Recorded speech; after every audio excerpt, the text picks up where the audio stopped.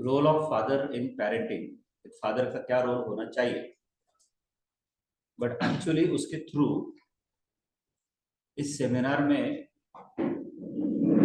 आप क्या क्या ऑब्जर्व ऑब्जर्व करने वाले हैं। इसमें आप ऑब्जर्व करने वाले हैं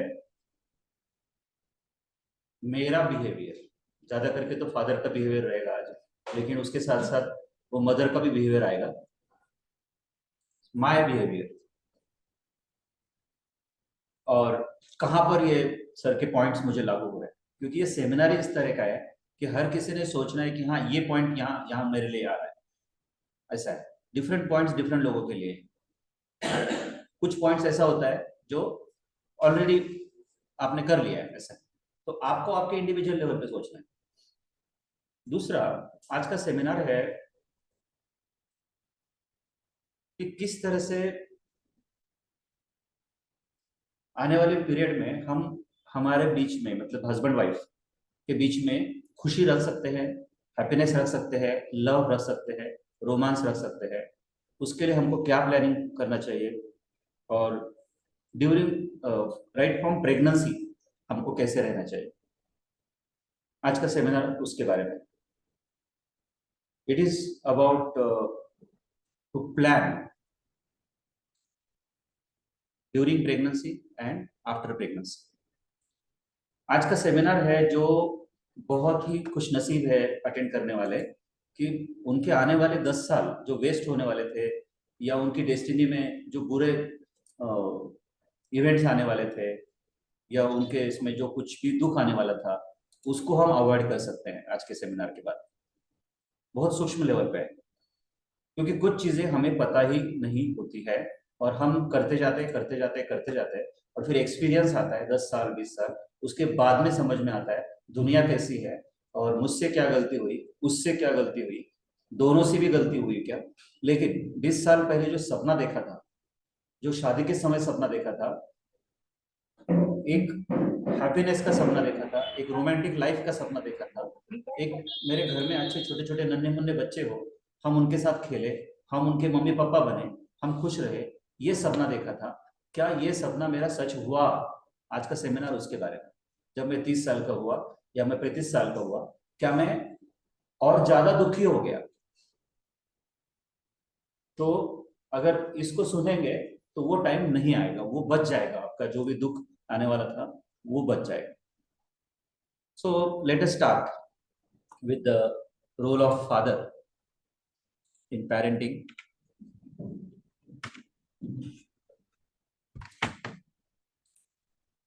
मैं शेयर कर रहा हूं इधर से स्लाइड्स को। Yes,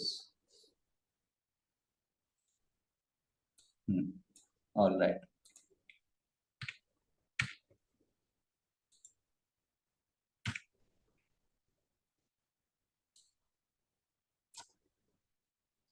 So the first point is about this: if a child lives with security, he learns to have faith. If a child lives with approval, he learns to like himself. And if a child lives with acceptance and friendship, he learns to give love in the world. मैंने आपसे कहा है कि हर minute, हर 5 minute का importance 1000 गुना है, अगर उसके ऊपर हम सोचे तो। सो सिक्योरिटी, सिक्योरिटी का मतलब है, फादर से हम बात शुरू करें तो father is a security for a child. अगर सुपरफिशियली हम शुरू करें तो it is about the financial security. एक चाइल्ड को जो एक सुरक्षित घर मिलता है, एक सुरक्षित घर में वो महसूस करता है, या उसको किसी बेगर्स के जैसा रास्ते पे नहीं रहना पड़ता, वो एक अच्छे घर में रहता है, तो सिक्योरिटी वहां भी आती है। बट उसके आगे जाके हम जिस सिक्योरिटी की बात कर रहे हैं, that security is emotional security. तो एज अ फादर, मेरे चेहरे पे उसको क्या दिखता है? मेरे चेहरे पे उसको एंगर दिख रहा है, गुस्सा दिख रहा है, भय दिख रहा है, डर दिख रहा है, फियर दिख रहा है। मैं झगड़ा कर रहा हूँ आपकी वाइफ के साथ, उसके अपनी वाइफ के साथ, तो क्या दिख रहा है उसको? उतने पॉइंट में वो इनसिक्योर हो जाए। मेरे पापा अगर मेरे मम्मी के ऊपर चिल्लाते हैं तो बच्चा इनसिक्योर हो जाता है, फियरफुल हो जाता है। मैं उस इनसिक्योरिटी की बात कर रहा हूँ। मेरे पापा अगर मेरे को बात कर रहे हैं आके कि मैं तो तुझे मारूंगा, तो वो एक ही बार आप बोलते हो, लेकिन उसके मन में वो इमेज हमेशा के लिए बन जाएगी। मैं उस सिक्योरिटी की बात कर रहा हूँ। या फिर उस बच्चे को आप बोलते हो कि मैं तुझे घर से हकाल दूंगा, तो उसके मन में वो इनसिक्योरिटी आ जाए। तो जो भी आपका बिहेवियर है, that is one thing. Second thing, newborn baby के लिए अगर हम बात करें, तो न्यूबॉर्न बेबी के लिए जैसे मैंने यहाँ पे एक छोटा सा पिक्चर दिखाया,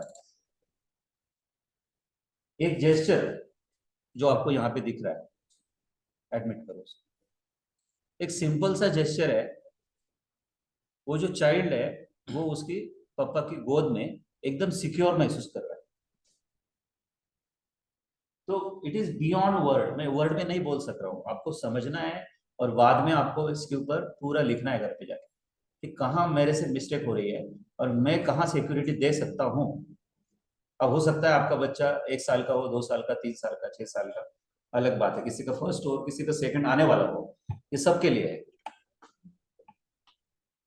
कि कितना जरूरी है एज अ फादर मुझे उसको ऐसे लेना और उसके पीठ के ऊपर ऐसे थपथपाना और थपथपा के उसको सुलाना। आप समझ ही नहीं सकते हो कि वो कितना इमोशनल मेंटल सिक्योरिटी आती है उसको अंदर से। उसका फादर मतलब उसके लिए पूरी दुनिया है, एक बहुत इंपॉर्टेंट रोल है। बस ये समझ लो आज के सेमिनार में कि 9 मंथ का जो वर्क है वो मदर का है, और उसके बाद का जो वर्क है वो फादर का है। अगर हम रिस्पॉन्सिबिलिटी को समझे तो हमारे इसमें क्या हो गया है, अगर हम सिर्फ इंडिया की लेवल की भी बात करें, कि गलत फहमी हो गई है हमारे इसमें, और फिर जिम्मेदारी को टाल दिया गया है कि तुम माँ हो ना, तुम ही करो। 9 महीने तुमने ही संभाला है ना, अब भी तुम ही संभालो। मतलब क्या होता है ना, इसको मैं ट्रम्प कार्ड बोलता हूँ। जो दूसरे मैनेजमेंट के सेमिनार्स होते हैं मेरे, और एम्प्लॉयज को समझाना हो, तो that is called as trump card. कि अगर सपोज मुझे कोई काम नहीं करना है, तो उसके लिए एक सुंदर ट्रम्प कार्ड आप खेलो। ट्रम्प कार्ड म्हणजे काय असतं की एक हुकमी एक कार्ड, ट्रम्प कार्ड है ना। कार्ड्स खेळताना, पत्ते खेळताना एक हुकमी एक्का आपण लपून ठेवत असतो, म्हणजे कधी काही समोरच्याचा काही महत्वाचा पत्ता आला की आपण तो पत्ता टाकू। लोक पण बिहेवियर मध्ये तसं करत असतात, बऱ्याचशा गोष्टी मनामध्ये साठवून ठेवतात, आणि समोरचा जास्त बळबळ करायला लागला तर मग तो हुकमी एक्का काढतो। जास्त बोलू नकोस, लग्नाच्या आधी तुझ्याजवळ काही नव्हतं, लग्नामध्ये मला तू आवडता ड्रेस घेतला नव्हता, लक्षात ठेव। म्हणजे त्याची एक चूक काढायची काहीतरी, म्हणजे ते हुकमी एक्का होतं, त्याला म्हणतात ट्रम्प कार्ड। तो वैसा ही मेरा पॉइंट क्या चल रहा था कि आफ्टर 9 मंथ ये जो रिस्पॉन्सिबिलिटी जो फोटो में आपको दिख रही है, क्या हम इस लेवल तक है, पहले हमको ये सोचना है। नंबर 2, इसके लिए मैं क्या क्या ट्रम्प कार्ड दे रहा हूँ, क्योंकि इसको बहुत क्लिनजिंग अंदर तक जाना पड़ेगा। मोर देन 50% लोग तो बेचारे, अब वो इंडिया की फैमिली में जन्मे हैं, उनके माँ बाप ने उनको इस तरह से बढ़ाया है, उनकी बहन और वो मतलब भाई और बहन एज अ स्त्री और पुरुष अलग अलग तरीके से उनको बड़ा किया है। काफी सारी चीजें हमारे अंदर आई है, हमारे फादर हमारे मदर से कैसे बात करते थे वो हमने देखा है। तो बहुत सारी गलत चीजें हमारे इसमें आई, उन सबको हटा के आपको देखना है क्या मैं ये ट्रम्प कार्ड दे रहा हूँ कि सर वो ठीक है, मेरी वाइफ हाउस वाइफ है और वो बच्चों को स्कूल में छोड़ रही है, सर मैं कैसे आ सकता हूँ, मेरे को तो 9 बजे जाना पड़ता है, मैं 5 बजे वापस आता हूँ, मेरा जॉब है, मेरा बिजनेस है, मैं पैसे कमा रहा हूँ सर। 1000 कारण मिलेंगे आपको, लेकिन आप शांति से बैठेंगे तो आपको मेरी ही बात सच है, उसमें से एक भी कारण कंप्लीट नहीं। अगर आपने बच्चे को जन्म दिया है तो आपको उसके लिए समय निकालना पड़ेगा।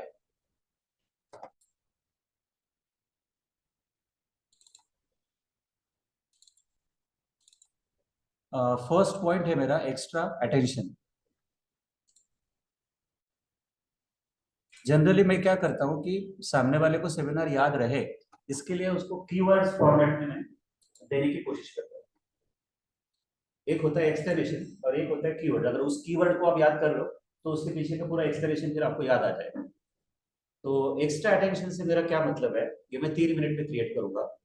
कि पहली मिस्टेक फादर की तरफ से या फैमिली मेंबर्स की तरफ से ये हो सकती है कि घर में नया बच्चा आया है तो बहुत सारा लाड़ प्यार, बहुत सारा अटेंशन उसी की तरफ चला जाएगा। उससे दो चीजें होंगी। या तो उस बच्चे का आप बहुत ज्यादा लाड कर रहे हो तो बहुत ज्यादा अटेंशन सीकिंग बन जाएगा, बाहर की दुनिया को सहन नहीं कर पाएगा, और उसको ऐसा लगेगा कि मेरे को जो दूसरे बाहर के लोग हैं वो भी उसी तरह से रिस्पेक्ट करें, और उसकी पर्सनालिटी डिस्टर्ब हो जाएगी, वो सहन ही नहीं कर पाएगा उस चीज को। ये तो वो पहला उसका साइड इफेक्ट हो गया। दूसरा जो साइड इफेक्ट है कि जो स्टार्टिंग में मैंने आपको बोले वो पॉइंट्स बहुत इंपॉर्टेंट थे कि आप हस्बैंड वाइफ हो और आपका रिलेशनशिप मुझे आने वाले आगे 50 सालों तक इंटैक्ट चाहिए, उसके ऊपर मैं बोल रहा हूँ। तो अब ये पेरेंटिंग सेमिनार नहीं किए हुए, उसके बगैर जो प्रेग्नेंसी रही, प्रेग्नेंट रहे,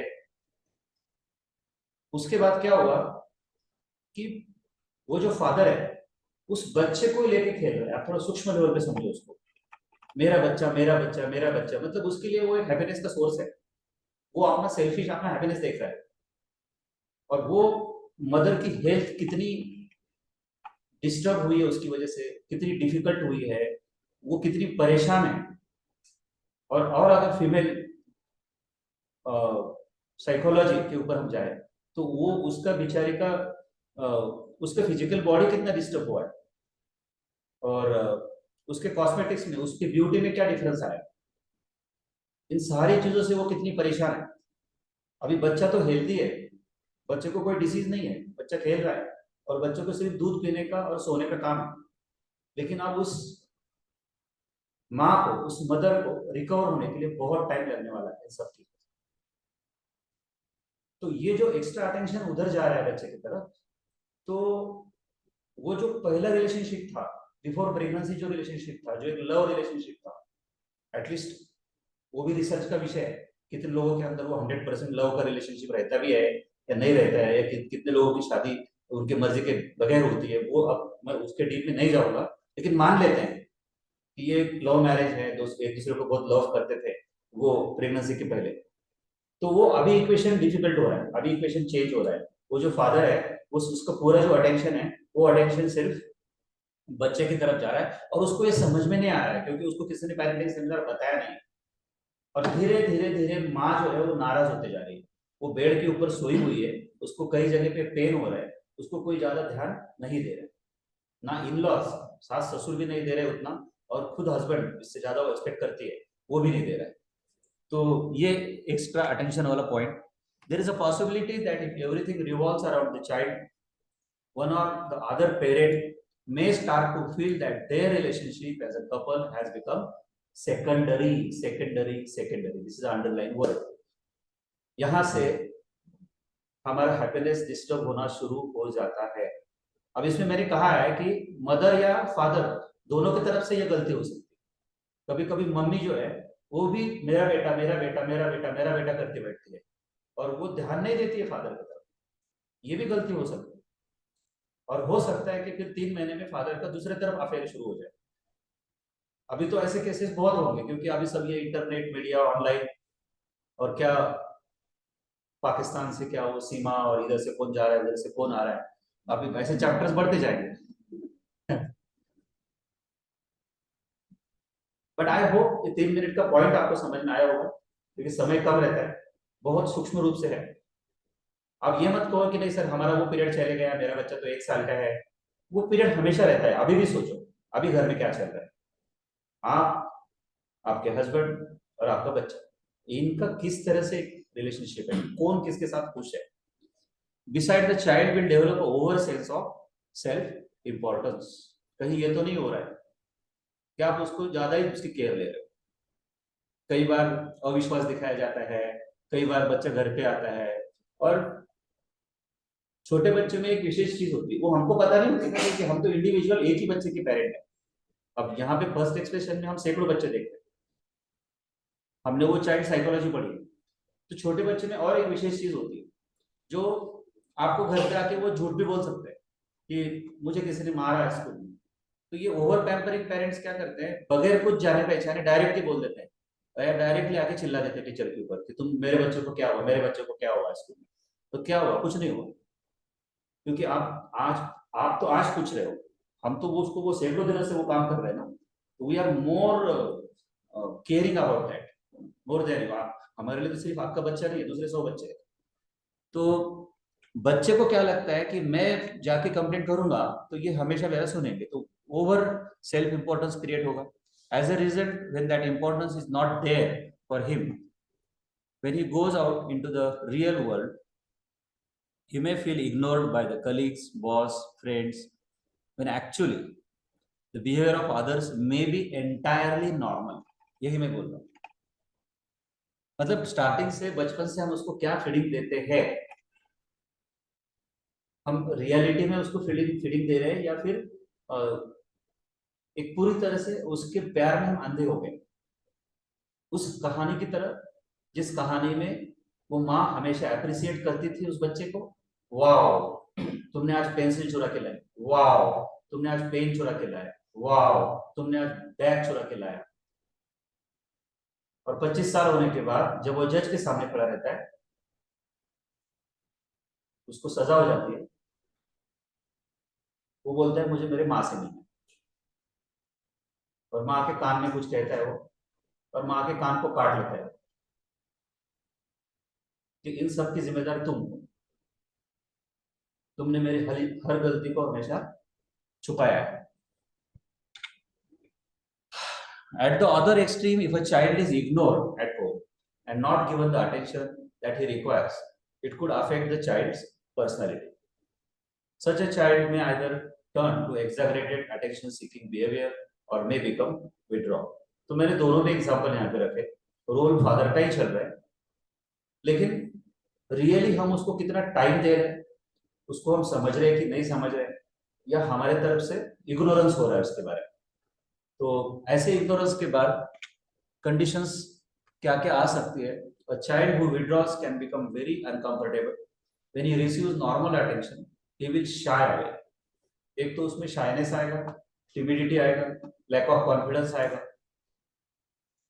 कई बार होता है, अगर आप इस साइड से हो तो इस साइड से सोचो, अगर ऐसे कोई फादर है जिनको टाइम ही नहीं है, अभी वो पैसा कमाने में लगे हुए हैं, बच्चा हो गया ठीक है, मेरा एक ही फोकस है, मैं गलत नहीं कर रहा हूं अभी सर, इसका मतलब मैं उसको टाइम नहीं दे रहा हूँ, लेकिन मैं उसके लिए कर रहा हूँ, मैं उसके लिए लाखों रुपए कमाना चाहता हूँ, तो गलत है. पहले इसको समझना होगा. ये किसने डिसाइड किया, पैसे कमाने का डिसीजन आपने कहाँ से लिया, कौन सी फिजिक्स, केमिस्ट्री, बायोलॉजी, पेरेंटिंग की बुक से आपने ये पढ़ा. ये मेरा पहला सवाल है भाई. ये गलत फहमी है आपकी कि आप एक एक महीना बाहर रहोगे, आप 3 3 महीने बाहर रहोगे, क्या करेंगे सर, जॉब ही ऐसा है, हमको तो पैसा कमाने का है ना सर, मैं किसके लिए कर रहा हूँ सर, मैं फैमिली के लिए कर रहा हूँ ना सर. गलत है. Wrong is wrong. ऐसा है. पानी में अगर नमक डालोगे तो वो नमक नमकीन ही बनाएगा, वो मीठा नहीं बनाएगा. तो such a child can miss many opportunities for developing a healthy and positive personality. वो मैं बोलता हूँ, जो कि वो मदर के फादर जो होता है, फादर के साथ जो फिजिकल कम्युनिकेशन होता है, उस कम्युनिकेशन से ही आता है. And children therefore require the correct balance of attention and being left to themselves. As a parent we need to teach by example. मेरा नेक्स्ट पॉइंट ये आता है. For instance, if we do not wait for want our children to interrupt, when we speak, we shouldn't be interrupting them when they speak either. तो छोटी छोटी बातें होती है, मैंने कहा है ना, ड्यूरिंग सेमिनार आएगा, जो इंपॉर्टेंट लगे वो आप उसको नोट कर सकते हैं. तो कई बार ऐसा होता है कि छोटी छोटी चीजें 1 साल से 2 साल से हम उसको बताते हैं कि नहीं हमको डिस्टर्ब मत करो, हमको डिस्टर्ब मत करो, फिर वो बच्चा छिड़ जाता है. इसके अपोजिट ये सोचो कि कितने बार वो छोटे बच्चे को आपने रिस्पेक्ट दिया है कि अरे आप स्टडी कर रहे हो, सॉरी हम लोग बात नहीं करेंगे, हम आपको डिस्टर्ब नहीं करेंगे, हम टीवी नहीं लगाएंगे. ऐसा कितने बार हुआ है. नहीं होता है, क्योंकि वो छोटा बच्चा है, उसको ज्यादा कुछ समझता ही नहीं है. इसके लिए 15 साल तक तो हम उसको इग्नोर ही करते हैं, ये क्या कर लेगा, आपने इसको क्या समझता है. लेकिन वो 15 साल में वो सब कुछ ऑब्जर्व कर लेगा. Besides, when we want our children to learn to take responsibility for what they say and do, we should strive to do the same. Fathers should remember to keep a balance and not focus their attention only on the baby or on the work. ये आज के seminar का एक important message है.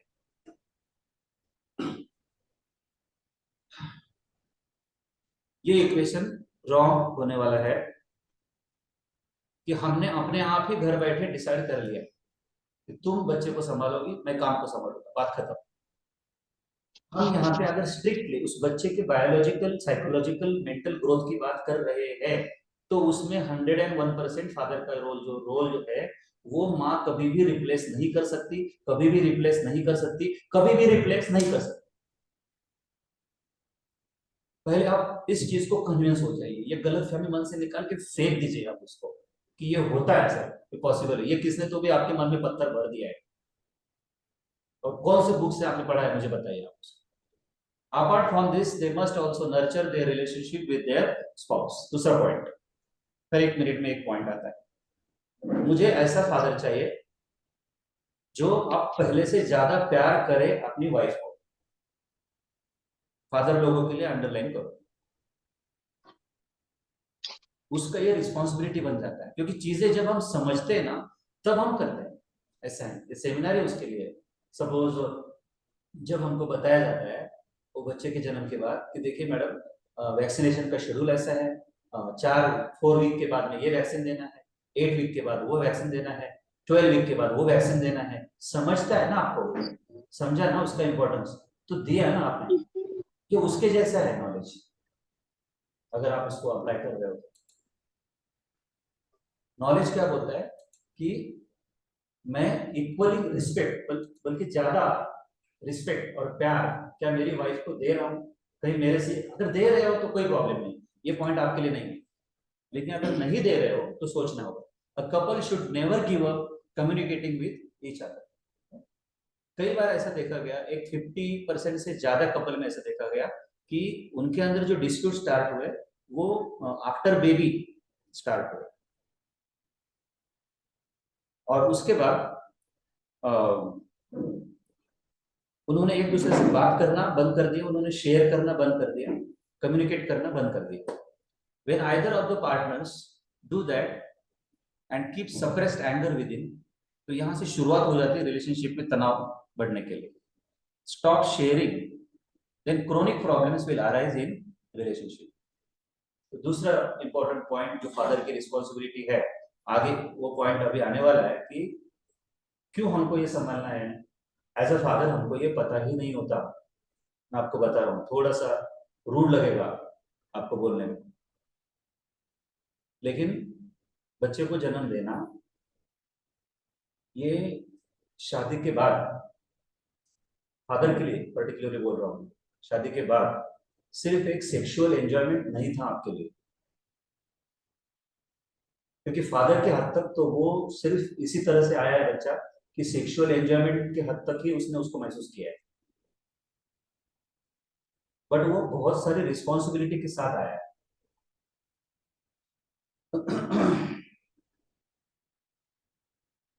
हाँ, मैं तनाव की बात जो कर रहा था कि यहां से रिलेशनशिप डिस्टर्ब हो जाएगा, और वो जो डिस्टर्ब रिलेशनशिप है, डिस्टर्ब रिलेशनशिप देखते देखते वो बच्चा बड़ा होगा। मतलब मैं चाहता हूं कि आप उसके सामने 100% पॉजिटिव रहो, 100% फ्रेश रहो, 100% विद स्माइली फेस रहो। ये सारी चीजें नहीं होगी, कहीं ना कहीं आपके अंदर वो डिस्टेंस आ रहा है। For some people it is very important to withdraw.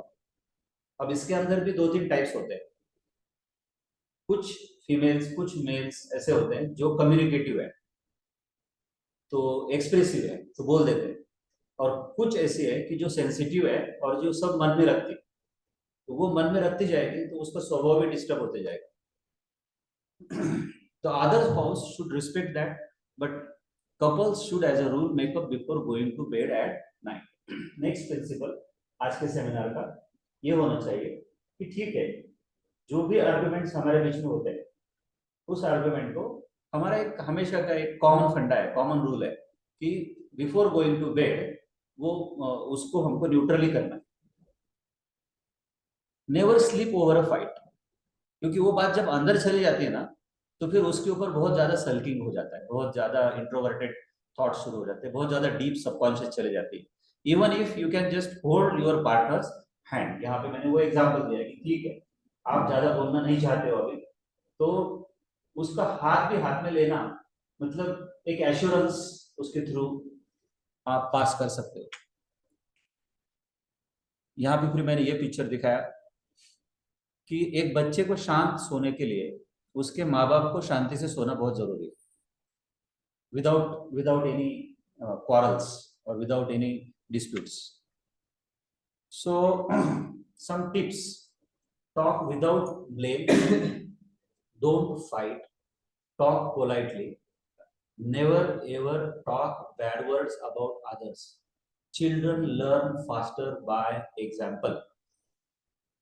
तो नेक्स्ट ड्यूटी जो फादर की रिस्पॉन्सिबिलिटी आ रही है, अलग अलग लेवल पे हम लोग बता रहे हैं। पहला जो था, तो how he can maintain relationship with wife, क्यों करना चाहिए उसने मेंटेन।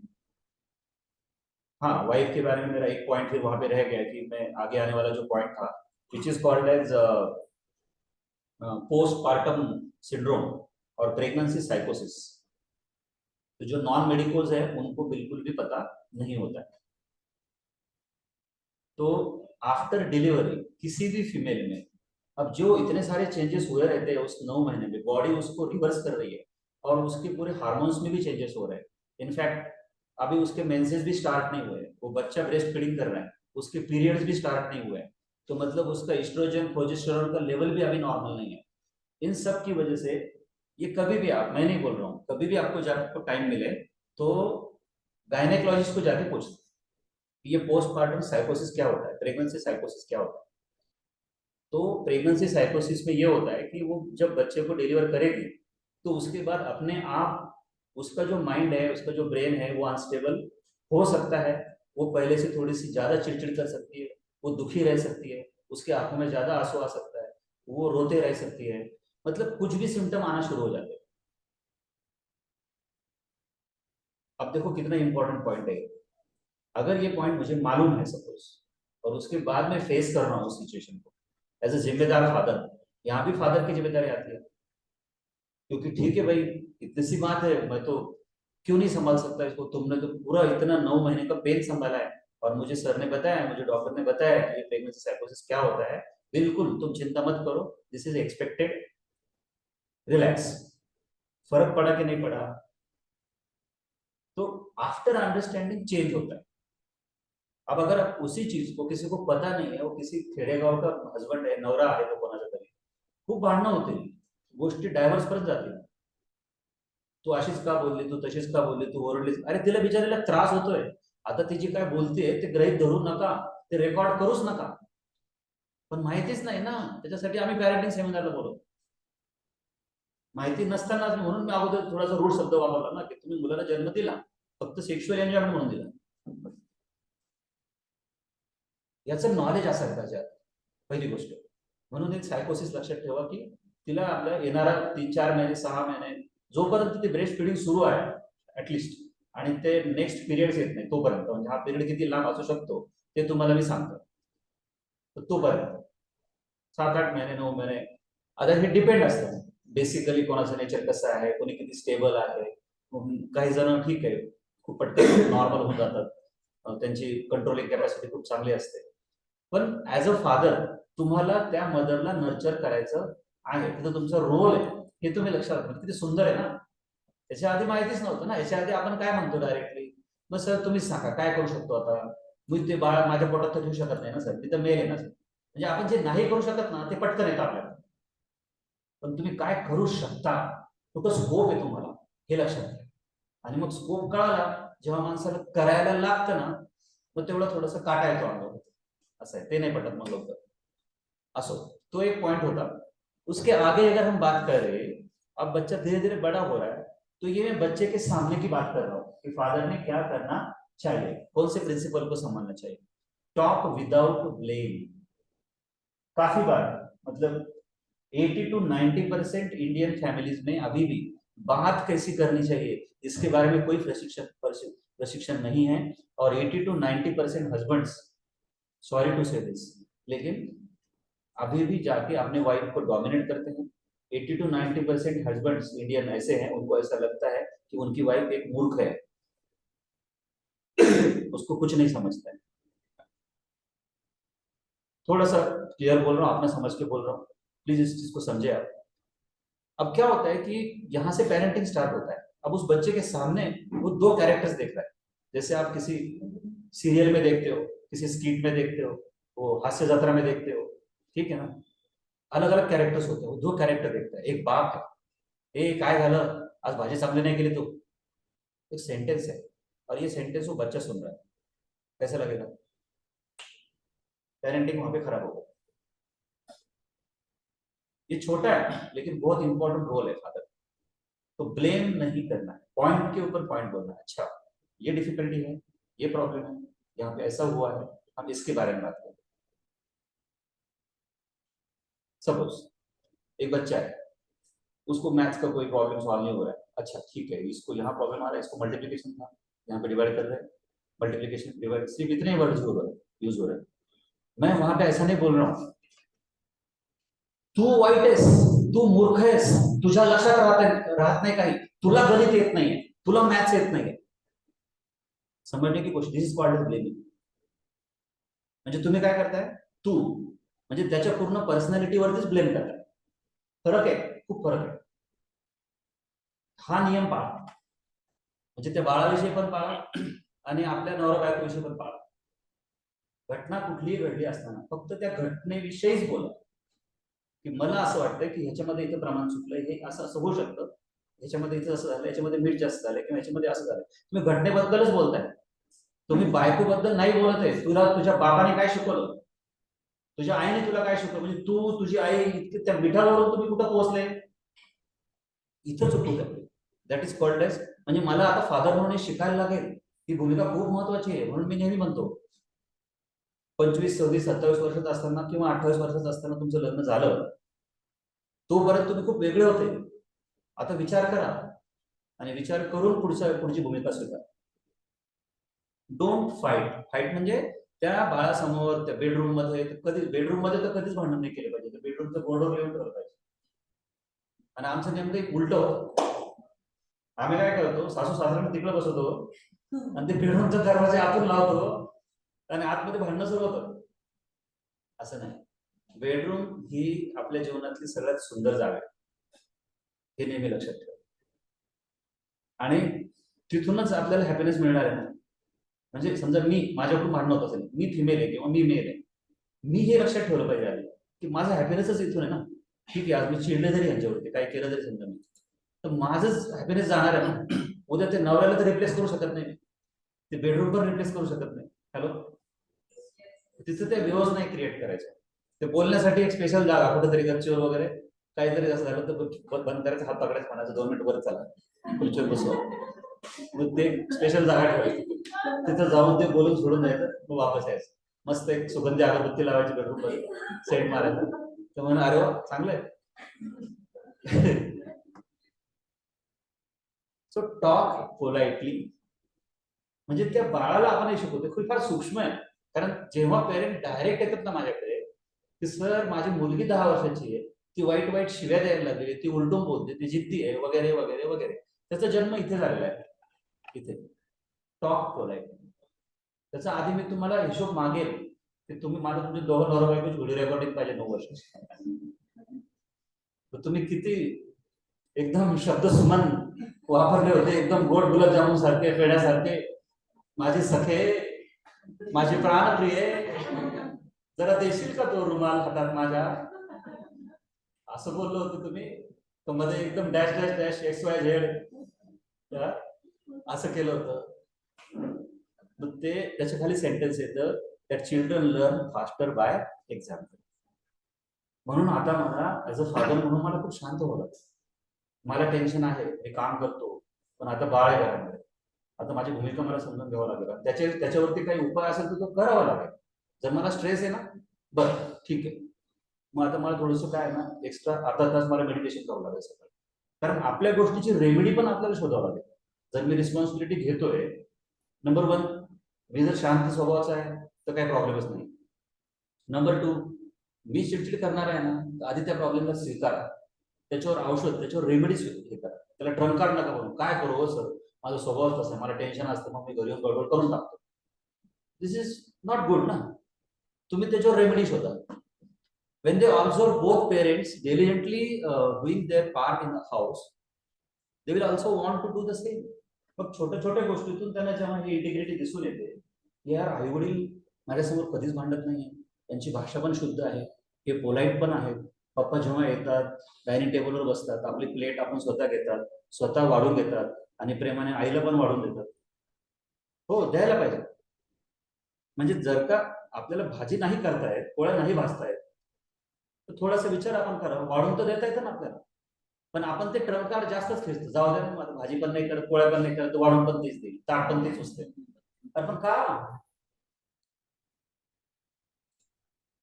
मग तुम्हाला आय लव्ह यू म्हणण्याचा काही अधिकार नाही असं म्हणेल.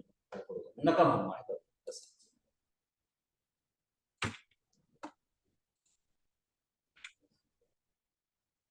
तो ये पिक्चर से फिर यहाँ पे मैं ये दिखाना चाहता हूँ कि एक फुल फ्लेज बेबी जो है, उसके हाथ दोनों ने पकड़ के रखे हुए हैं और दोनों मुझे बिल्कुल बैलेंसिंग लेवल पे चाहिए. अब ऐसा नहीं था कि ये दोनों पहले से ही ऐसे है, इनके भी स्वभाव में डिफरेंसेस होंगे और इनके विचारों में भी डिफरेंसेस होंगे, लेकिन अब उस बेबी के लिए इनको एक बैलेंस लेवल पे आना है, तभी वो बेबी जो है वो खुश रह सकता है. A woman who is primarily a homemaker needs greater assurance that her opinion matters and her decisions are taken seriously. तो शुरुआत यहाँ से होती है.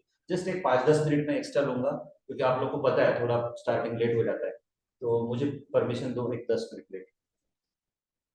तो फादर का पॉइंट यहाँ पे स्टार्ट हो जाता है कि बेसिकली अब ऐसा है कि वो हाउसवाइफ है, वो होम मेकर है, तो इसका गलत मीनिंग मत निकालो कि देखो तुम्हारा जो काम है ना वो लेस इंपॉर्टेंट है, मैं बहुत इंपॉर्टेंट काम कर रहा हूँ, मैं आईटी इंजीनियर हूँ और मैं ना इतना 1000 रुपीज कमा के घर पे लाता हूँ. अगर ऐसे आपके विचार होंगे तो पहली गलती क्या हो जाएगी, एज अ ह्यूमन बीइंग, क्योंकि मैं मेल फीमेल से ज्यादा ह्यूमन बीइंग वर्ड पे ज्यादा विश्वास करता हूँ. ये भी ह्यूमन बीइंग है और वो भी ह्यूमन बीइंग है, तो एज ए ह्यूमन बीइंग उस लेडी का सेल्फ रिस्पेक्ट ही डाउन हो जाएगा. ऐसा है. तो वो है ना होम मेकर, वो आपकी वाइफ है ना, आप उससे लव करते हो ना, तो आपने अप्रिसिएट करना चाहिए उसके काम को, पर्टिकुलरली जब वो बेबी वहां पे है घर में. Extra attention should be put by the spouse to booster her self esteem. और ये ज्यादा जरूरी हो जाता है इस पीरियड में. हम बिल्कुल पिन पॉइंट फोकस कर रहे हैं कि जिस घर में बच्चे का जन्म हुआ है, अब वो माँ परेशान है, उसको समझ नहीं आ रहा कि मैं अंदर के इमोशन को ज्यादा इंपॉर्टेंस दूं या बाहर के काम को ज्यादा इंपॉर्टेंस दूं, मेरे तरफ से पूरा जस्टिफाई नहीं हो रहा है, हस्बैंड आज बिना खाए चले गए, उनका नाश्ता मैं नहीं बना पाई, वो बेचारी कई सारे प्रॉब्लम्स में. तो ऐसे समय में एज ए हस्बैंड मुझे क्या करना चाहिए, I have to boost her confidence and self esteem. क्या ऐसा कुछ भी नहीं है इस पीरियड में, अभी साल 2 साल तुम कुछ भी मत सोचो, सब कुछ सही है, क्योंकि मुझे पता है the mother's image in a house should never be that of a suffering household. कई बार इंडियन फैमिलीज में ऐसा हो जाता है कि वो मदर की इमेज ही ऐसी बन जाती है कि वो सास और वो बेटा, ससुर तो अब ठीक है, उनका क्या रोल है कैसा रहता है वो तो डिफरेंट है, लेकिन ये दोनों मिलके ना ये जरूर प्रूफ कर देते हैं कि उस वो जो घर की जो बहू है उसको जरा कम दिमाग है. मतलब सास तो पहले से सूचना देती रहती है और ऊपर से फिर बेटे का भी आ जाता है. अब ठीक है, टेक्निकली एक मिस्टेक यहाँ पे हो गई. दूसरी मिस्टेक क्या हो जाती है कि अब ये तो नहीं बोलना चाहिए था, आपने बोल दिया उसको, लेकिन दूसरा मिस्टेक ये होता है कि बेटा जो है वो पहले से ही फुल्ली बायस है कि देखो भाई मेरे लिए ना मेरी माँ मतलब भगवान है और तुम कुछ नहीं हो. अब फिर क्या है, ये एक इमोशनल डिफरेंस आ जाता है वहां पे फिर. तो ऐसे लोगों को मैं पूछना चाहता हूँ कि भाई ठीक है ना, फिर माँ के साथ ही जिंदगी गुजार लेता है ना, उसको क्यों लाया तू घर में. मेरा सवाल है, अगर कोई समझदार हो तो मेरे को आंसर कर, उसको क्या जरूरत है तुम्हारी, उसको क्या दूसरा कोई हस्बैंड नहीं मिलता था क्या. Number one. नंबर टू अभी वो भी किसी की माँ बनी है, उसको भी बच्चा है अभी, तो आपको कोई अधिकार नहीं है उसके सेल्फ इमेज को डैमेज करने. आप रिस्पेक्ट दो, लेकिन उसको ये मत जताओ. क्या जरूरत है जताने की. उसने कब कहा कि आपकी माँ अच्छी नहीं है, आपकी माँ प्रिय नहीं है, आपकी माँ महान नहीं, ऐसी वो बोलती है क्या. लेकिन आप 10 बार बोलते हो मेरी माँ महान है, क्यों? आप उसका तो प्रेजेंट टाइम खराब कर रहे हो ना।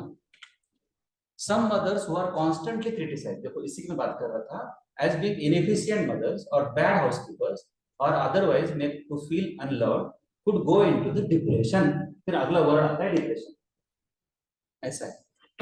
अगर गलती से, तो मैंने एग्जांपल दिए, लेकिन गलती से हमारे तरफ से ऐसा कहीं भी उसको क्रिटिसाइज हो रहा है तो मत करो, और इस पीरियड में तो मत ही करो।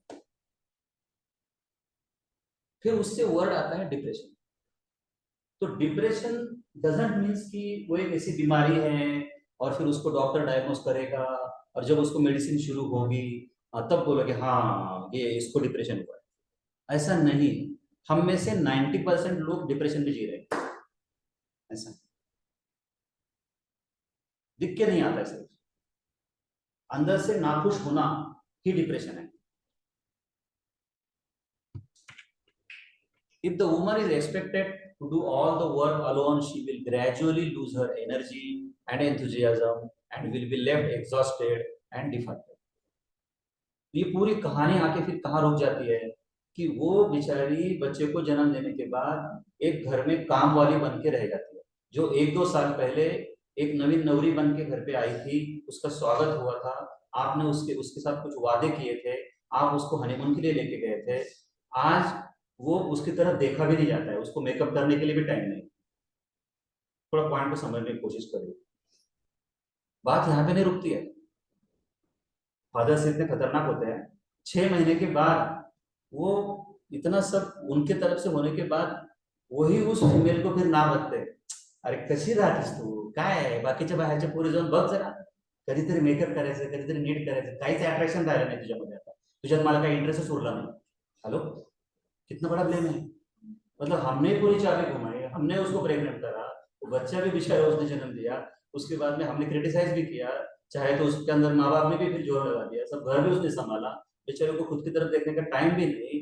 हमारे बच्चे को जन्म देने के लिए उसका फिजिकल बॉडी खराब हुआ, कितने कितने गुनाह है वो।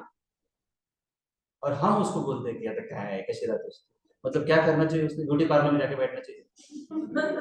वो ब्यूटी पार्लर में जाके बैठेगी तो वो पिट कौन मरेगा घर पे। मेरे को फादर्स ने एक दिन पिट मार के चपाती करके दिखा, तुमको वो खाने में भी इंटरेस्ट नहीं पूरे का कुछ, मैं बोलता हूँ इतना परिश्रम हो जाते, जानते बोलतो बाबा नाही खात नाही, 10-15 पोळ्या जर केल्या तर लाटून ना, तर एवढा घामघाम होतो माणूस, ते जेवायचं सुद्धा मूड राहत नाही माणसाला। खरं आहे की खोटं आहे? आणि ती बिचारी तेवढं सगळं करून ती आपल्या समोर फ्रेश उभा राहते, म्हणजे निसर्गाने किती शक्ती दिली। She needs to be praise, appreciate, म्हणजे करायला काय पाहिजे मग आता, बॉटम लाईन मेसेज काय, she needs to be praise, appreciated, thank. कारण आपण नाही लाटू शकत ना, पोळ्या तर नाही लाटू शकत आपण, तिचे कामं तर करूच शकत नाही, म्हणजे तिची बरोबर तर कधीच करू शकत नाही आपण, पण कमीत कमी आपण प्रेज करू शकतो, अप्रिशिएट करू शकतो, थँकफुल राहू शकतो। तिला त्याच्यामध्ये खूप समाधान तिच्या चेहऱ्यावर येतं। सगळ्या घराने तिच्याविषयी ती भूमिका ठेवली पाहिजे, सासूने पण मुलाने पण म्हणलं पाहिजे किती करतेस बाबा तू आमच्यासाठी, खरंच एक व्यक्ती म्हणून म्हणजे आम्हाला फार वाईट वाटतंय की आमच्यासाठी तुला करावं लागतं सगळं। मग ती प्रेमानं मन भरून म्हणते, अहो हे तुमच्यासाठी करण्यामध्येच तर मला खरा आनंद आहे। कुठल्याही स्त्रीचा खरा आनंद काय असतो, तो पदार्थ करून नवऱ्याला खाऊ घालण्यामध्ये आनंद असतो, पण तो असं घ्यायला पाहिजे हो, त्या नवऱ्याला प्रेस करायला पाहिजे, आणि ज्याच्यासाठी केलं त्यानं जर का नाव ठेवलं, शिवाय दिल्या, तर त्याचा तो आनंद साधला जातो। लक्षात येतंय का मी काय म्हणतो? Needs to be of help to her instead of making unreasonable demands. मग आपण त्या पॉइंट विषयी बोलत होतो, जो सुरुवातीचा पिरियड विशेष करून बाळाच्या जन्मानंतरचा, तर तिथं फादर काय करतो, काहीतरी माझ्याकडून हेल्प होईल का तुला, समजा आता मी नाही पोळी लाटू शकत, मला माझ्या हाताने तो रस्सा भाजीचा नाही चांगला होणार, पण मी कांदा कापून देऊ शकतो का, मी बटाटा कापून देऊ शकतो का, एखादी प्लेट धुवून देऊ शकतो का। काम छोटस आहे हो, पण त्याच्यातून जो आनंद निर्माण होणार ना, तो खूप मोठा आहे, खूप मोठा आहे। म्हणजे ती मुलगी धन्य होऊन जाईल की मला ना चांगलं घर मिळालं, चांगला नवरा मिळाला, मला काही कोणी करोडपती नवरा नाही मिळाला तरी चालेल, मला मी आज सुखी आहे। Just as she always provides love and nurturing to the family, she also requires caring from the family in return. A happy person will spread happiness. and a sad person will likewise spread sadness.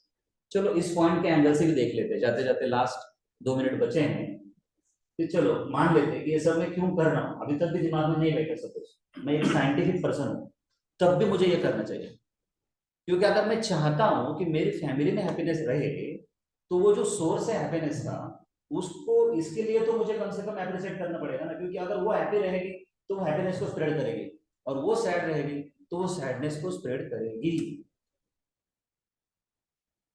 Scientist ने experiment किए, बच्चा माँ का दूध पीता है और उस समय माँ टेंशन में ही चिड़ी हुई है, रो रही है, तो साइंटिस्ट ने देखा कि वो बच्चा भी दूध पीते पीते उसको छोड़ दे रहा है, या फिर वो बच्चा भी रो रहा है, बच्चा भी चिढ़ रहा है, जोर से चिल्ला रहा है, क्या बताऊं मैं आपको, इतना सेंटिमेंट्स, इतने इमोशंस वो दूध के अंदर भी आ जाते हैं, अक्षरशः तो बच्चे चिढ़तो, ओरडतो आणि हे करतो, कारण ती आई डिस्टर्ब आहे, ती चिडलेली आहे. This practically holds true when a woman is a new mother having only just delivered a baby. And there is a condition called postpartum depression, which means depression that affects a woman after a birth of a baby. सगळ्यांसाठी common असतं, ते काही फक्त आपल्याच बायकोला झालेलं नसतं. In order for a new mother not to suffer from it, she needs lots of love, care and support. जर ह्याच्यापासून तिला वाचवायचं असेल तर अशा वेळेस सगळ्यांनी तिच्या भोवती असं रिंगण केलं पाहिजे की आम्ही आहोत तिथं, आम्ही आहोत. आणि सासू आहे ना आई बनली पाहिजे, त्या मुलीनं म्हटलं पाहिजे की आई तू नको राहू इथं, तुझ्यापेक्षा माझी सासू जास्त चांगलं करेल. याच्यामध्ये फादरचाही रोल आहे. लास्ट 1 मिनट है, बस लास्ट पॉइंट लेता हूँ फिर बंद करेंगे. In the joint family setup, there used to be abundant support for the mother, but today couples often move away from home to work to make a statement of their independence or for other reasons, and consequently miss out on the many advantages of a joint family setup when children are being raised. तो कई बार हमने यहाँ पे compare किया है कि एक joint family के जो पहले 30 साल पहले के जो एक सिनेरियो था, तो उसमें ये सारी चीजें अपने आप मिल जाती थी, मतलब वो बच्चे को कोई ना कोई साइड में दिखता था. तो अभी कैसा है ना, घर में दो ही है, एक सिर्फ मम्मी और पापा, और इसकी वजह से दोनों भी काम में बिजी है, तो वैसे भी ये सारी चीजें यहाँ पे मिसिंग हो सकती है. यहाँ पे मुझे रुकना होगा ऑनलाइनर्स के लिए भी, क्योंकि ये लास्ट 1 मिनट है. इसका पार्ट 2 हम नेक्स्ट पार्ट में देखेंगे. I hope you enjoy the seminar.